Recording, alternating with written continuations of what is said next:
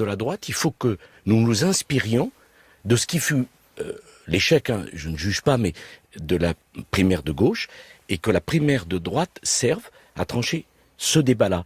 Est-ce qu'on veut une alternance véritable ou est-ce qu'on veut une alternance des demi-mesures ou de l'immobilisme? C'est la question centrale qui dépend du diagnostic qu'on fait de la France aujourd'hui. Enfin, vous parlez de l'échec de la primaire de gauche, elle a permis de désigner le futur président de la République. Oui, mais pardon, excusez-moi, 2011. d'abord c'était pas un jugement désagréable, Oui. et j'ai même dit, Patrick Cohen, que ce fut un succès de participation. Oui. Mais quand même, ce fut un échec. Pourquoi? Regardez l'état du quinquennat de M. Hollande et comment il termine. Je pense que l'échec du quinquennat de M. Hollande, paradoxalement, était contenu dans les mensonges ou dans les compromis ou dans les absences de clarification de la primaire. Au fond, la campagne, c'est le premier acte du quinquennat. Alors, question économique, Nicolas Sarkozy, on a beaucoup de questions pour vous, mais les suppressions de postes dans la fonction publique, c'est de la dépense, mais c'est aussi du service rendu aux Français. D'où les questions répétées sur les secteurs concernés, si vous revenez aux affaires. Vous dites 300 000 postes sur le quinquennat, dont la moitié dans la fonction publique d'État, mais sans toucher à la police, à la justice et à l'armée. Qu'est-ce qui reste? L'éducation, l'hôpital? Non, l'hôpital, c'est pas dans l'hôpital, c'est la fonction publique hospitalière. Excusez-moi. Il y a 3 fonctions publiques, une fonction publique d'État, 150 000 suppressions de postes, une fonction publique des collectivités territoriales, 150 000, et pour l'hôpital, je souhaite donner l'autonomie aux hôpitaux. Tous les secteurs seront concernés, à l'exception des forces de sécurité. C'est la raison pour laquelle, Patrick Cohen, vous me permettez, je vous en remercie, de préciser une chose. J'augmenterai la durée de travail dans les services publics pour la porter à 37 heures payées 37. Naturellement, Patrick Cohen, s'il y a moins de fonctionnaires et qu'on ne veut pas diminuer la qualité du service public, il faudra augmenter la durée de temps de travail dans les services publics. Au lieu des 35 heures, je les porterai à 37, payées 37. Mais dans l'éducation, où il y a environ 20 000 départs à la retraite par an, ça veut dire que vous ne remplacez aucun poste pendant 5 ans? Non, ce n'est pas exact, si vous me permettez. Je ne crois pas que ça soit raisonnable de ne remplacer aucun poste, parce que dans ce cas-là, vous faites vieillir le corps, bien sûr, puisque vous ne le remplacez pas. Et surtout, qu'est-ce que vous faites des écoles de formation? Ça veut dire que pendant 5 ans, vous ne voyez plus personne, donc vous les fermez, ça serait absurde. Non, c'est le 1 sur 2. Mais vous avez raison sur cette question. Je veux dire aux enseignants qu'on ne peut pas continuer comme ça. Un agrégé, c'est-à-dire le sommet en matière de compétences, c'est 15 heures d'obligation de service par semaine, 6 mois de l'année. Un certifié, c'est 18 heures d'obligation de service par semaine, 6 mois de l'année. Et un professeur des écoles, c'est 24 heures d'obligation de service par semaine, 6 mois de l'année. Ça veut dire qu'un prof commence à 1 600 €. Il faut absolument revaloriser la fonction enseignante, qui est très utile, qui est très difficile, et il faut en même temps augmenter la durée de présence des enseignants dans les établissements scolaires. Je souhaite notamment que tous les enfants dans nos collèges puissent bénéficier d'études dirigées. Donc les enseignants travailleront plus, entre 20 et 25% d'obligation de présence dans l'établissement en plus, mais seront payés davantage. Ça ne donne pas la réponse à ma première question. Si vous ne remplacez 1 sur 2, ça ne fait que 50 000 enseignants en moins pour atteindre les 150 000 que vous voulez avoir de postes supprimés dans la fonction publique d'État. Le compte n'y est pas? Si, le compte y est. Je l'ai fait exactement. Entre 2007 et 2012, nous avons supprimé exactement 150 000 postes. Oui. Donc c'est possible, par le 1 sur 2. 150 000. Oui, mais en visant d'abord la défense et la police, Nicolas Sarkozy. Non, pas en visant d'abord la police. Proportionnellement, c'est la défense qui a été la plus touchée. Non, la défense a eu un gros effort de restructuration. Il faut leur rendre hommage parce qu'ils l'ont accepté, ils ont fait un travail absolument remarquable. 40 000 postes supprimés. 150 000 postes seront supprimés dans la fonction publique. Nous n'avons pas le choix. Les dépenses publiques dans la richesse nationale, c'est 57%. Comme je veux baisser les impôts, parce que nous avons les impôts les plus lourds d'Europe, si on ne diminue pas les dépenses, on s'en sort pas. Ce qui n'a pas marché dans mon précédent quinquennat, je le reconnais bien volontiers, c'est que dans le même temps où je diminuais de 150 000 les effectifs dans la fonction d'État, les collectivités territoriales, à l'époque, pour les 3/4, dirigées par des équipes de gauche, en ont créé 150 000. Donc pour les déficits de la France, ça ne changeait rien. Est-ce qu'on peut continuer avec les déficits et la dette? Je ne le pense pas. Ce bilan de votre quinquennat, Nicolas Sarkozy, il est au centre de la campagne de la primaire de droite. Vous êtes le plus exposé, le plus critiqué par vos rivaux. Bruno Le Maire, encore hier soir à Neuilly, qui vous accuse en quelque sorte d'avoir trahi la droite. Jean-François Copé dit à peu près la même chose. Qu'est-ce que vous inspire ces attaques et ces critiques répétées? D'abord, quand on est candidat à la présidence de la République, il faut avoir le cuir épais et du sang-froid. Bruno Le Maire souhaitait être mon Premier ministre, il ne devait pas être très différent de moi, sinon pourquoi l'aurait-il voulu? Et il a été ministre les 5 années. Alain Juppé a fait l'ouverture et a fait la fermeture. Quant à Jean-François Copé, il était tellement heureux de ce que je faisais qu'il avait conceptualisé le thème de la coproduction législative. Bon, les Français ne sont pas dupes. Il y a des choses que je n'ai pas réussi. C'est de l'ingratitude. Il y en a une. Bon, c'est comme ça. Je n'y attache pas grande importance. Vous pourrez vous rassembler, vous retrouver ensemble. Patrick Cohen, il n'y a pas le choix. Mais il y a une chose dont je suis fier. C'est qu'on a connu entre 2008 et 2010 la plus grande crise que le monde ait jamais connue depuis 1929. Personne ne m'en parle. C'est donc qu'on a plutôt dû bien la gérer, protéger la France et protéger l'Europe. Nicolas Sarkozy, invité de France Inter ce matin. On vous retrouve évidemment dans quelques minutes avec les questions des auditeurs de France Inter et dans un instant avec la revue de presse d'Hélène Jouan et d'autres sujets d'actualité. À tout de suite. C'est donc affiché hier soir sur l'écran à 18h comme promis par son actionnaire et ce malgré la grève déclenchée par les journalistes. Et c'est sans doute Laurent Geoffrin qui dit le mieux ce matin, toujours dans l'IB, ce qu'a dit une entreprise de presse, par quel pacte tacite elle est régie. Pourquoi ce n'est pas tout à fait une entreprise comme les autres où le patron décide et où les collaborateurs exécutent. Ce sont les journalistes individuellement et collectivement qui incarnent les valeurs d'un journal ou d'une chaîne, dit-il, et qui garantissent, quand ils se montrent évidemment à la hauteur, son crédit, qui garantissent donc son crédit auprès des citoyens. Tout organe d'information repose ainsi sur un partage de pouvoir entre propriétaires et rédacteurs, partage parfois codifié par une charte. C'est au nom de cet équilibre que la rédaction d'ITélé s'insurge aujourd'hui. Voilà pourquoi le bras de fer qui oppose cette rédaction à son actionnaire concerne tous les journalistes, mais plus largement aussi tous ceux qui sont soucieux de la liberté d'information. Reste que sur cette crise à ITélé, c'est le silence en continu de la part des politiques. Et puis, ce sont des questions aussi sans réponse. Que cherche vraiment Vincent Bolloré? Un proche du milliardaire témoigne dans l'IB. Comme ITélé, c'est un chiffre d'affaires minuscule, mais un sac d'emmerde énorme. Il la secoue dans tous les sens pour voir ce qui pourrait en sortir. Ça s'appelle, paraît-il, la technique de la boule à neige. Nous, on n'a jamais rien vu sortir d'une boule à neige. Mais on attend de voir. Nicolas Sarkozy, je rebondis sur l'édito de Laurent Geoffrin qui vient de citer Hélène Jouan. Est-ce qu'à vos yeux, les journaux, les chaînes de télé, de radio sont des entreprises comme les autres où les propriétaires ou actionnaires ont tous les droits? Vous savez, j'écoutais Hélène Jouan qui dit le silence des politiques. Je n'aime pas d'ailleurs quand on met les politiques dans un sac, comme on dit. Je pense non, mais comme il y en a peu qui ont parlé, c'était une façon de résumer. Mais Hélène Jouan, c'est un débat impossible. Si on intervient, on devient des horribles dictateurs qui veulent prendre le contrôle et qui se mêlent du fonctionnement de l'entreprise de presse. Si on dit rien, on est des horribles complices. D'où ma question beaucoup plus générale à mon sens parfaitement pertinent. Merci. Je suis hésitant avant de vous répondre. J'ai envie de vous répondre oui, dans la mesure où l'industrie de la communication est une industrie comme les autres, au sens où il faut des hommes, des femmes, du talent, des capitaux, une concurrence acharnée, y compris pour France Inter, et en même temps c'est extrêmement sensible. Je ne suis pas choqué pour ma part lorsque le propriétaire d'un média, par exemple du Nouvel Obs, impose au Nouvel Obs une ligne politique à gauche. Je ne suis pas choqué quand le propriétaire du Figaro impose au Figaro une ligne politique à droite. Ce qui serait choquant, c'est pas ça. C'est qu'ils disent à l'intérieur qu'il faut bien traiter tel ou tel. Mais une ligne politique, chez Hélène Jouan, c'est pas anormal que ça soit l'actionnaire qui la définit. À condition, naturellement, Patrick Cohen, qu'elle soit générale. Je suis pas en train d'expliquer que le choix personnel serait possible. Mais Libération, Laurent Geoffrin, c'est un journal qui est engagé à gauche. Je n'ai pas le faire insulte que de le dire. Oui, mais là, il est moins question de ligne politique que de valeur ou de ligne éditoriale. Jean-Marc Morandini n'incarne pas une ligne politique. Est-ce que je défends M. Morandini? J'attaque, c'est pas la question. Patrick Cohen me pose une question. Est-ce que c'est une entreprise comme les autres? C'est d'abord une entreprise. Bon, avec des gens qui payent vos salaires et qui investissent. Et dire que c'est pas une entreprise, ça serait une insulte.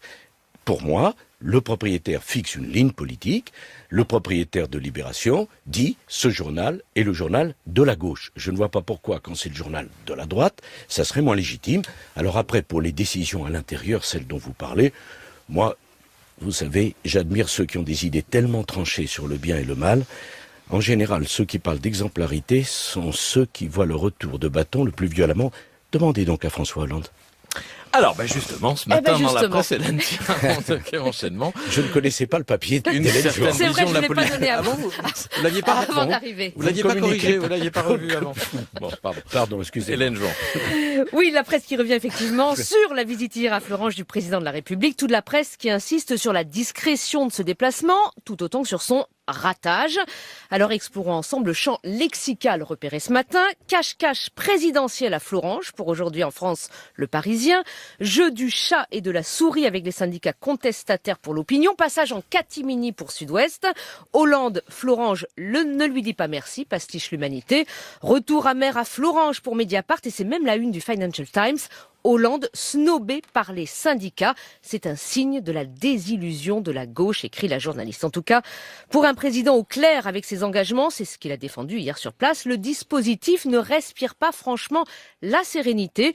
Libération de gauche, donc, raconte par le menu comment les journalistes parqués dans les sous-sols de l'entreprise ont été privés de filmer son arrivée et sa rencontre avec des syndicalistes, par ailleurs triés sur le volet dans les Échos. Un de ses conseillers parle de Florange comme du solutré social de François Hollande. Le moins qu'on puisse dire, c'est que l'escalade de la Roche ou de la camionnette s'est plutôt faite en mode furtif. Conclusion du Figaro, sa campagne s'annonce compliquée. Autour de lui, on commence d'ailleurs à y réfléchir. Plus question de déambulation dans les rues. Son impopularité ne lui permet plus. Problème, effectivement, pour un éventuel futur candidat. Et puis, Jean-François Copé, lui, a 2 problèmes dans la vie. Entretien dans Le Parisien ce matin. La CGT. Et vous, donc, Nicolas Sarkozy, le candidat à la primaire très distancé dans les sondages. Il va au bulldozer sur ses 2 cibles. Il accuse d'abord la CGT de bloquer le pays. Oui. On n'a pas vocation à co-diriger le pays avec la CGT, dit-il, rappelant les reculades successives du président actuel. Mais nous l'avons aussi, hélas, déplore-t-il, fait quand nous étions au pouvoir. Rappelez-vous, à l'époque, M. Thibault était le grand interlocuteur de l'Élysée, dit-il. Bon, en fait, Jean-François Copé, il n'a qu'une seule cible, vous. Il y a souvent, chez Nicolas Sarkozy, assène-t-il, un verbe haut et des demi-mesures. La crise de 2008, un alibi, s'exclame-t-il. Nous avons reculé devant la CGT, devant la coche caviar et devant la crainte des mauvais sondages. Quant à votre proposition, de référendum. Vous aurez tout fait. Non, mais vous allez voir, je vais pas tout dire. Lisez la double page. Jean-François Copé, copieux, juge suicidaire, la juge suicidaire, donc cette proposition de référendum. La droite décomplexée, c'est celle qui a le courage de faire et pas seulement de dire. J'arrête là justement, mais je vous assure qu'il y en a beaucoup plus parce qu'effectivement, il y a 2 pleines pages de Jean-François Copé. Ouais, vous étiez revenu en politique pour rassembler votre famille, Nicolas Sarkozy. C'est pas complètement réussi. D'abord, en 5 ans, je n'ai pas le souvenir d'un seul recul devant la CGT. Demandez-leur, réforme des régimes spéciaux, service minimum dans les transports en commun, autonomie des universités, passage de la retraite de 60 à 62 ans.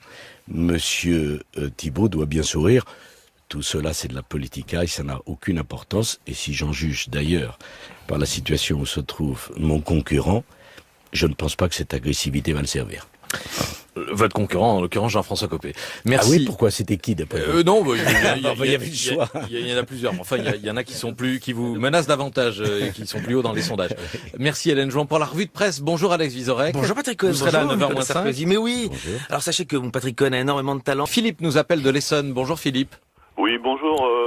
Je voulais poser une question à propos du programme de Nicolas Sarkozy. Vous avez un programme extrêmement à droite. Est-ce que vous vous engagez à ne faire aucune alliance pour les législatives? Comment ferez-vous pour gouverner sans l'apport du Front National en 2017 lors des législatives? Et d'autre part, pourquoi vous n'appelez jamais François Hollande le président Hollande? Vous dites toujours Monsieur Hollande. Ça fait très bizarre. Bonjour Philippe. Rien que pour vous faire plaisir, je voudrais dire mon désaccord total avec le président Hollande. Et donc, vous avez raison, j'ai aucun problème à l'appeler président, ça me paraît d'ailleurs tout à fait normal, il l'est. Par ailleurs, et même, vous savez, quand on a été président de la République, on reste président. Hein, donc on est dans la même situation. S'agissant des alliances avec le Front National, c'est très facile de vous répondre. Je n'ai jamais accepté la moindre alliance. Pour le plus petit canton de France, je ne l'ai jamais accepté. Pourquoi voudriez-vous que je fasse demain ce que j'ai pas fait hier? Et d'ailleurs, Philippe, si vous regardez ça, Madame Le Pen ne m'appelle pas le président Sarkozy et me combat comme une cible prioritaire. Vous dites que mon projet est très à droite. Je ne le pense pas. Je suis pour une alternance déterminée, véritable. Allez, la politique de sécurité, on continue comme ça, 238 morts en moins de 2 ans. L'immigration continue comme ça. L'Afrique va passer de 1 milliard à 2 milliards 300 millions. Hélène Jouan parlait du Nigeria. Vous savez ce que c'est le Nigeria? Ça sera le 3e pays le plus peuplé du monde dans 30 ans. L'affaire de l'islam politique, on continue comme ça? On accepte que les femmes doivent se couvrir de burkini sur nos plages? Les impôts, on continue comme ça, Philippe? Est-ce que, à chaque fois que je dis qu'il faut une rupture avec ce que fait le président Hollande, qu'il faut une alternance véritable, c'est parce que je suis à droite ou parce que j'ai conscience que la France ne peut pas continuer ainsi? D'autres questions pour vous? Alors, beaucoup de réactions sur ce que vous avez dit tout à l'heure, Nicolas Sarkozy, à propos des enseignants et de leur travail. François, par exemple, qui nous appelle de Villeneuve-d'Ascq. Bonjour François. Bonjour. En fait, je suis pas à Villeneuve-d'Ascq parce que je suis sur la route pour aller travailler. Eh ben, je me suis demandé s'il n'allait pas faire demi-tour parce que mes 6 mois, je pense déjà les avoir faits. Alors 6 mois, c'est... Je voulais juste réagir. Simplement, vous laissez dire à Monsieur Sarkozy, ou Monsieur le Président Sarkozy, qu'un enseignant certifié a une obligation de service de 18 heures par semaine et travaille 6 mois par an.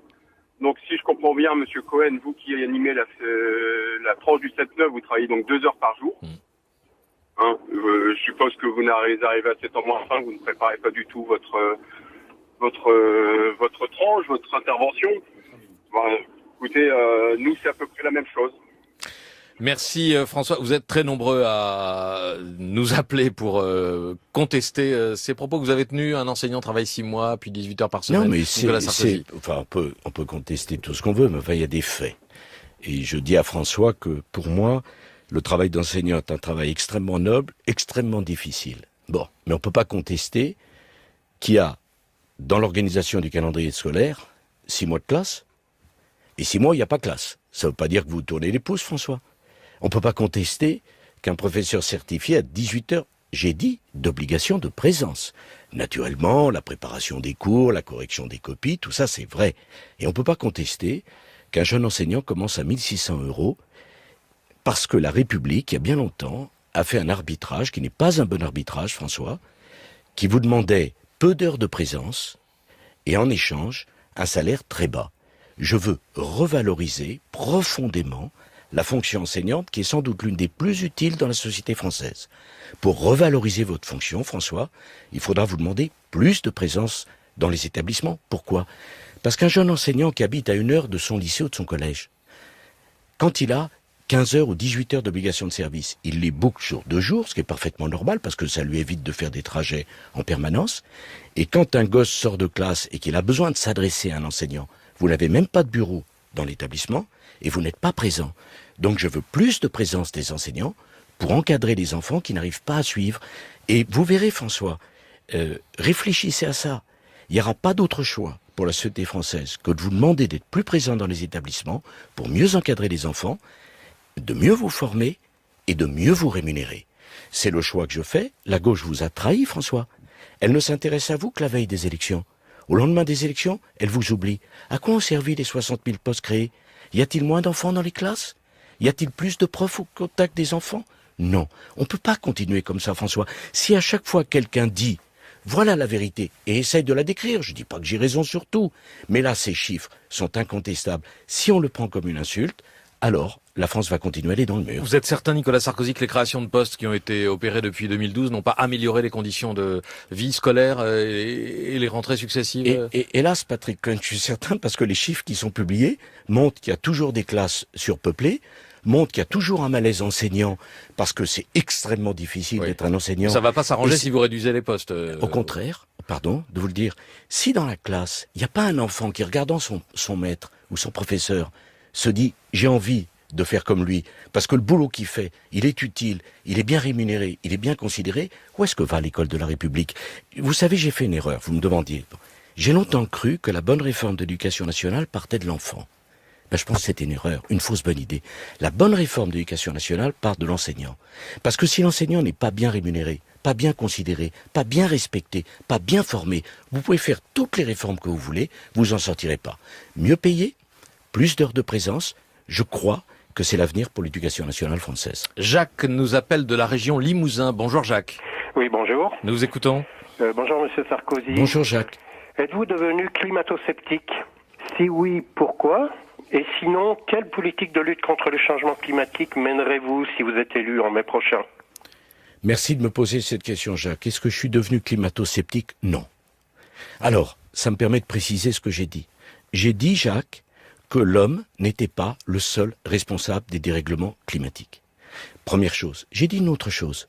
C'est que les dérèglements climatiques, nous les connaissons depuis longtemps. Bon, la planète, Jacques, c'est 4,5 milliards d'années. Depuis 4,5 milliards d'années, nous n'avons connu que des dérèglements climatiques. Je ne prendrai qu'un seul exemple. Dans le désert, dans le Sahara, il y a des fossiles de coquillages et même des squelettes de requins. Cela prouve que le Sahara était, il y a des milliers d'années, une mer ou en tout cas une zone humide.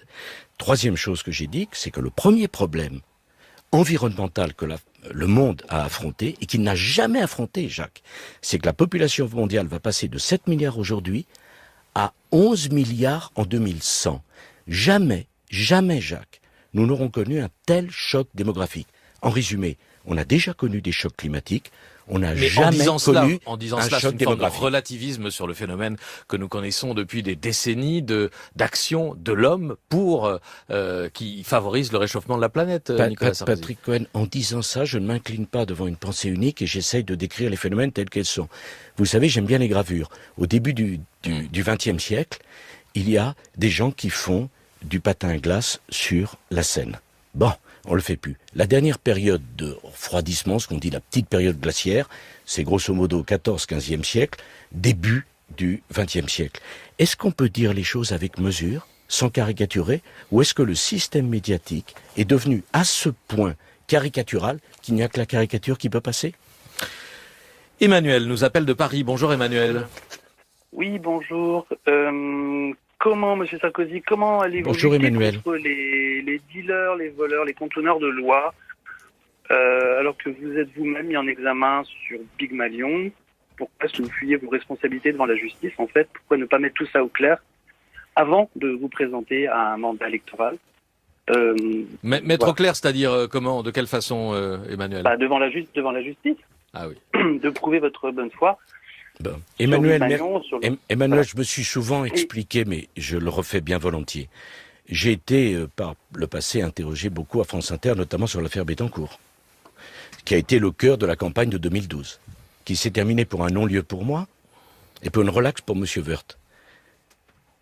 Vous savez que mon non-lieu a fait moins de publicité que toutes les polémiques. Bon. Sur l'affaire Pygmalion, pardon, Emmanuel, je ne suis pas mis en examen pour les agissements de Pygmalion. Je suis mis en examen pour dépassement des comptes de campagne, ce qui a été sanctionné par le Conseil constitutionnel. J'ai été 12 heures interrogé par un magistrat qui m'a dit « Vous n'avez rien à voir avec les agissements des dirigeants de Pygmalion. » Rien. 12 heures. Donc, je veux bien venir à France Inter pour me justifier là-dessus. Par ailleurs, l'un de mes concurrents a dit... Pardon, on attend une décision des juges... mais la décision des juges... Qui pourrait vous renvoyer devant un tribunal pour cette affaire. Dans ce cas, c'est pour financement illégal de campagne. Non. Oui, pour financement illégal. Non, c'est même pas financement illégal. Pour dépassement. Non, je vous assure, Thomas Legrand, c'est dans l'article du financement, mais c'est pour dépassement. Donc ça ne peut pas... Ce n'est pas rien non plus d'avoir dépassé les limites. Ça a déjà été... ça a déjà été tranché par le Conseil constitutionnel, mais à définitif. Et je vais dire à Emmanuel que je suis le premier candidat à la présidentielle qui n'aura donc rien coûté aux contribuables, puisque j'ai assumé, en faisant ce qu'on a appelé à l'époque le sarcoton, le remboursement intégral des comptes de ma campagne, et j'ai même, de ma poche, payé les 340 000 € de pénalité. Si vous êtes désigné le 27 novembre, Nicolas Sarkozy, vous serez... vigilant ou davantage vigilant cette fois sur vos dépenses de campagne et vos frais de meeting? Vous savez, c'est quelque chose de très complexe. J'étais à l'époque président de la République, président du G20, j'avais été président de l'Europe. Vous savez, les comptes de ma campagne, c'est 40 cartons. Je mets au défi quelques candidats à la présidentielle, que cela soit, de viser toutes les factures. Il est candidat, il vise pas les factures. la vérité. L'argent des meetings, ça se voit, Nicolas Sarkozy. Un meeting de luxe, c'est pas la même chose qu'un truc bricolé dans une petite salle. Les limites sont dépassées. Faut lever le pied. Ne dites pas que ça comme ça. J'ai fait les mêmes meetings que le président Hollande, dans les mêmes salles que le président Hollande. Tout le monde le sait, exactement les mêmes. Ce qui est vrai, ce qui a changé, c'est que c'est la première fois qu'un candidat à la présidentielle a été examiné comme je l'ai été examiné. Ça, c'est sûr. Et d'ailleurs, ça devrait rassurer Emmanuel. Quel justiciable a été autant écouté, examiné que moi, entendu par des juges, pour quel résultat? Aujourd'hui, si Emmanuel veut mon casier judiciaire, je lui donne bien volontiers. Il est aussi vierge que le sien. Je l'espère en tout cas, Emmanuel. Un coup d'œil sur les réseaux sociaux avec vous, Hélène Roussel. Tout a été plus ou moins dit. Les profs, les profs sont très nombreux à tweeter, évidemment, à propos de ces 6 mois. C'est oublié un peu vite. Les lectures, les copies, les cours, etc., qui se font à côté, évidemment, des heures de cours. Est-ce que c'est parce que j'ai dit? Est-ce que c'est parce que j'ai dit? J'ai pas dit qu'il travaillait. C'est des réactions Twitter. Non, mais bien sûr, mais c'est très intéressant. D'ailleurs, c'est très intéressant. On est des responsables politiques. Soit on dit la pensée unique, et d'ailleurs on traverse vos émissions en ne disant rien, en ne suscitant aucune réaction, soit on essaye de mettre le doigt sur les vrais problèmes. Les vrais problèmes. Qu'est-ce qui s'occupe d'un gosse qui, sorti de classe, n'a pas compris sa leçon, si le prof n'est pas là, s'il n'a pas un bureau pour vous recevoir? Qui? Cette prof qui vous rappelle que c'est vous qui avez supprimé la formation des profs. Mais c'est tout à fait inexact. Les profs étaient formés par les UIFM, j'ai voulu qu'ils soient formés par l'université. Mais madame, si les profs sont pas formés par l'université, à quoi sert l'université? Vous entendez la réaction des profs. Comment ça se fait qu'en 2007, vous aviez un discours qui rassemblait, qui donnait le sentiment que vous rassembliez, et là, votre discours, vous voyez, Vous parlez d'un discours résumé? En 2007, oui. Thomas Legrand. Vous avez gagné. Oui, mais c'est pas pour ça que ça ressemblait mieux. En 2007, le débat c'était sur le Karcher et sur la racaille. Les kiosques de Paris étaient cet homme est-il fou ou pourquoi fait-il peur? Donc j'adore la reconstruction des histoires parce que vous avez gagné, c'est formé. Parce que vous avez gagné, c'est formidable. En 2007, j'ai fait 53%. Oui, en 2008, j'ai fait 48,5%. 28,5%. Ça ne veut pas dire que tout est à garder de 2007 et que tout est à jeter de 2012. En revanche, je veux dire aux enseignants que nous avons un chemin à faire ensemble et qu'on ne peut pas se contenter de la pensée unique et du débat comme si tout allait bien. Il y a beaucoup d'injustice à l'endroit de l'école de la République, qui ne peut pas résoudre tous les problèmes. Mais en même temps, il y a des choses qui vont pas. Par exemple, tous les mois et demi, il y a 15 jours de vacances. Quelle famille peut supporter ça? De récupérer ses enfants? Hélène Jouan parlait des femmes. Les femmes n'ont pas à choisir entre vie professionnelle et vie familiale. Quelle femme peut récupérer tous les mois et demi ses enfants pour 15 jours de vacances? Il y a un problème. Il faut revoir le calendrier scolaire et les horaires de présence de nos enfants à l'école. On va marquer une pause avant d'accueillir Augustin Trapenard et de retrouver Alex Vizorek pour tout le bien qu'il a promis de vous dire. Salut Patrick. Vous avez une question pour notre invité? Oui, bonjour Nicolas Sarkozy. Alors vous en avez sans doute eu vent, peut-être même l'avez-vous déjà lu, La correspondance amoureuse de François Mitterrand et d'Anne Pinjot, œuvre passionnante, poétique, politique aussi, un texte qui a fait l'objet d'un décryptage approfondi sur les ondes de nos confrères de France Culture. Et on a entendu Anne Pinjot au micro de l'historien Jean-Noël Jeannet raconter son hésitation, son dilemme à l'idée de publier cette correspondance. Alors ça pose la question évidemment de savoir jusqu'où va l'exposition de l'intime d'un président ou d'un ancien président. Vous qui avez récemment confié au micro de Karine Le Marchand avoir avec les femmes un bilan énorme, est-ce que vous accepteriez que l'on publie les lettres que vous avez pu échanger, que vous échangerez avec elles? Avec Karine Le Marchand? Non, avec les femmes. J'ai peur tout d'un coup. Bon, c'est une affaire difficile. D'abord, j'ai connu M. Mitterrand puisque j'étais 2 ans son ministre dans le cadre de la cohabitation. J'étais le ministre d'Édouard Balladur. Du budget, de la communication. Voilà. Je suis un peu gêné. D'abord parce que je trouve ces lettres talentueuses, et incontestablement c'est une information importante. De l'autre, je n'aime pas cette transparence. Cette espèce d'impudeur qui consiste à tout balancer. Je n'aime pas ça, je trouve ça gênant, je pense que ça appartient à l'intime.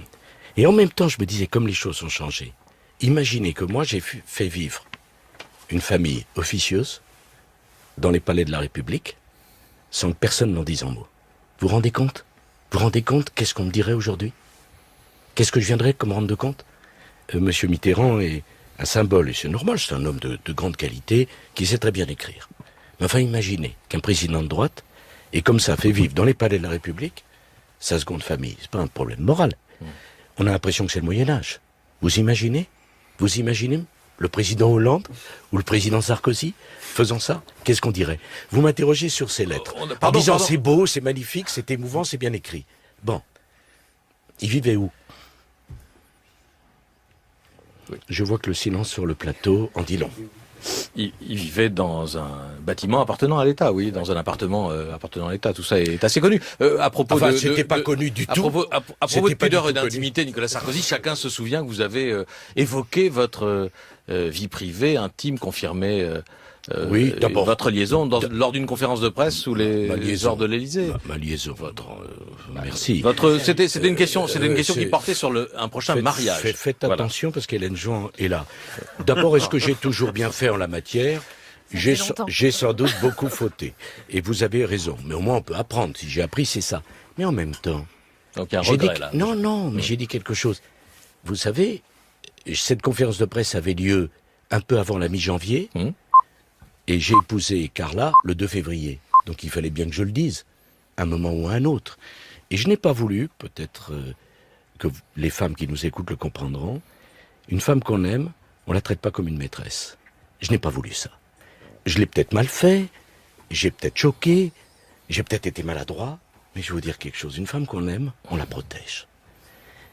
Et quand on est président de la République, on lui donne un statut. Et j'ai voulu, en disant ça, peut-être maladroitement, dire voilà, Carla sera mon épouse. Et c'est Carla Bruni avec sa carrière, mais sera mon épouse. J'ai pas voulu de photos glauques partant d'un domicile et parlant de la maîtresse du président de la République. Voilà, c'était une situation difficile à gérer. Vous connaissez ce proverbe, quand je me scrute, je m'inquiète, quand je me compare, je me rassure. Dernière séquence de cette émission, Nicolas Sarkozy, on est très en retard, mais comme c'est de notre faute, nous prenons la décision de prolonger de quelques minutes pour entendre, comme promis, Alex Vizorek. Alex, c'est à vous. Mais oui, merci à tous et merci Monsieur Sarkozy déjà de prendre la peine de répondre un peu aux questions d'un humoriste. Je voudrais vous dire combien je respecte le travail qui est le vôtre et le choix de carrière qui a été le vôtre. Ça, c'est gentil. Parce que j'imagine que, y compris dans votre entourage familial et personnel, oui, il doit falloir passer du temps pour expliquer ce que vous faites. C'est pas faux. Et ça me touche et ça augure le meilleur pour cet entretien. Mais allons-y pour l'interview, ça démarre. Bonjour Patrick Cohen. Non, moi c'est Vizorek. Mais si vous me prenez pour le meilleur d'entre nous, mais ça me va très très bien aussi. Je voudrais qu'on parle des primaires. Quand vous voyez Alain Juppé, vous vous dites quoi? La population qui vieillit de plus en plus vieux. Oui, c'est pas faux. C'est vrai que vous êtes plus jeune, plus énergique. Vous plaisez d'ailleurs beaucoup encore aux femmes. Et peut-être même que c'est un point commun, Jean-Pierre Elkabbach, entre vous et moi. Oui, c'est un point commun, mais je suis pas Jean-Pierre Elkabbach. Mais revenons à vos engagements politiques. Est-ce que vous vous sentez un peu aujourd'hui comme un missionnaire? C'est une position que j'ai bien connue. Oui, non, je vois que choix. Les dépenses publiques dans la richesse nationale, c'est 57%. Comme je veux baisser les impôts, parce que nous avons les impôts les plus lourds d'Europe, si on ne diminue pas les dépenses, on s'en sort pas. Ce qui n'a pas marché dans mon précédent quinquennat, je le reconnais bien volontiers, c'est que dans le même temps où je diminuais de 150 000 les effectifs dans la fonction d'État, les collectivités territoriales, à l'époque, pour les 3/4, dirigées par des équipes de gauche, en ont créé 150 000. Donc pour les déficits de la France, ça ne changeait rien. Est-ce qu'on peut continuer avec les déficits et la dette ? Je ne le pense pas. Ce bilan de votre quinquennat, Nicolas Sarkozy, il est au centre de la campagne de la primaire de droite. Vous êtes le plus exposé, le plus critiqué par vos rivaux. Bruno Le Maire, encore hier soir à Neuilly, qui vous accuse en quelque sorte d'avoir trahi la droite. Jean-François Copé dit à peu près la même chose. Qu'est-ce que vous inspire ces attaques et ces critiques répétées? D'abord, quand on est candidat à la présidence de la République, il faut avoir le cuir épais et du sang-froid.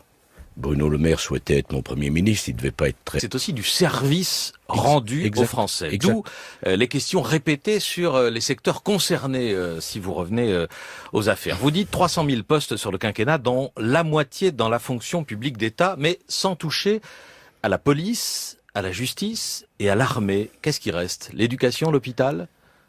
Non, l'hôpital, c'est pas dans l'hôpital, c'est la fonction publique hospitalière. Excusez-moi. Il y a 3 fonctions publiques, une fonction publique d'État, 150 000 suppressions de postes, une fonction publique des collectivités territoriales, 150 000, et pour l'hôpital, je souhaite donner l'autonomie aux hôpitaux. Tous les secteurs seront concernés, à l'exception des forces de sécurité. C'est la raison pour laquelle, Patrick Cohen, vous me permettez, je vous en remercie, de préciser une chose.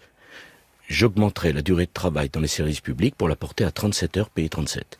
Naturellement, Patrick Cohen, s'il y a moins de fonctionnaires et qu'on ne veut pas diminuer la qualité du service public, il faudra augmenter la durée de temps de travail dans les services publics, au lieu des 35 en même temps, augmenter la durée de présence des enseignants dans les établissements scolaires. Je souhaite notamment que tous les enfants dans nos collèges puissent bénéficier d'études dirigées. Donc les enseignants travailleront plus, entre 20 et 25% d'obligation de présence dans l'établissement en plus, mais seront payés davantage. Ça ne donne pas la réponse à ma première question. Si vous ne remplacez 1 sur 2, ça ne fait que 50 000 enseignants en moins pour atteindre les 150 000 que vous voulez avoir de postes supprimés dans la fonction publique d'État. Le compte n'y est pas? Si, le compte y est. Je l'ai fait exactement. Entre 2007 et 2012, nous avons supprimé exactement 150 000 postes. Oui. Donc c'est possible, par le 1 sur 2. 150 000. Oui, mais en visant d'abord la défense et la police, Nicolas Sarkozy. Non, pas en visant d'abord la police. En proportionnellement, si c'est la défense qui a été la plus touchée. Non, la défense a eu un gros effort de restructuration. Il faut leur rendre hommage parce qu'ils l'ont accepté, ils ont fait un travail absolument remarquable. 40 000 postes supprimés. 150 000 postes seront supprimés dans la fonction publique. Nous n'avons pas le choix. De la droite, il faut que nous nous inspirions de ce qui fut l'échec, je ne juge pas, mais de la primaire de gauche, et que la primaire de droite serve à trancher ce débat-là. Est-ce qu'on veut une alternance véritable ou est-ce qu'on veut une alternance des demi-mesures ou de l'immobilisme? C'est la question centrale qui dépend du diagnostic qu'on fait de la France aujourd'hui. Enfin, vous parlez de l'échec de la primaire de gauche, elle a permis de désigner le futur président de la République. Oui, mais pardon, excusez-moi, d'abord c'était pas un jugement désagréable, et j'ai même dit, Patrick Cohen, que ce fut un succès de participation. Oui. Mais quand même, ce fut un échec. Pourquoi? Regardez l'état du quinquennat de M. Hollande et comment il termine. Je pense que l'échec du quinquennat de M. Hollande, paradoxalement, était contenu dans les mensonges ou dans les compromis ou dans les absences de clarification de la primaire. Au fond, la campagne, c'est le premier acte du quinquennat. Alors, question économique, Nicolas Sarkozy, on a beaucoup de questions pour vous, mais les suppressions de postes dans la fonction publique, c'est de la dépense, mais je les porterai à 37, payer 37. Mais dans l'éducation où il y a environ 20 000 départs à la retraite par an, ça veut dire que vous n'en remplacez aucun, vous ne remplacez aucun poste pendant 5 ans? Non, ce n'est pas exact, si vous me permettez. Je ne crois pas que ça soit raisonnable de ne remplacer aucun poste, parce que dans ce cas-là, vous faites vieillir le corps, bien sûr, puisque vous ne le remplacez pas. Et surtout, qu'est-ce que vous faites des écoles de formation? Ça veut dire que pendant 5 ans, vous ne voyez plus personne, donc vous les fermez, ça serait absurde. Non, c'est le 1 sur 2. Mais vous avez raison sur cette question. Je veux dire aux enseignants qu'on ne peut pas continuer comme ça. Un agrégé, c'est-à-dire le sommet en matière de compétences, c'est 15 heures d'obligation de service par semaine, 6 mois de l'année. Un certifié, c'est 18 heures d'obligation de service par semaine, 6 mois de l'année. Et un professeur des écoles, c'est 24 heures d'obligation de service par semaine, 6 mois de l'année. Ça veut dire qu'un prof commence à 1 600 €. Il faut absolument revaloriser la fonction enseignante, qui est très utile, qui est très difficile, et il faut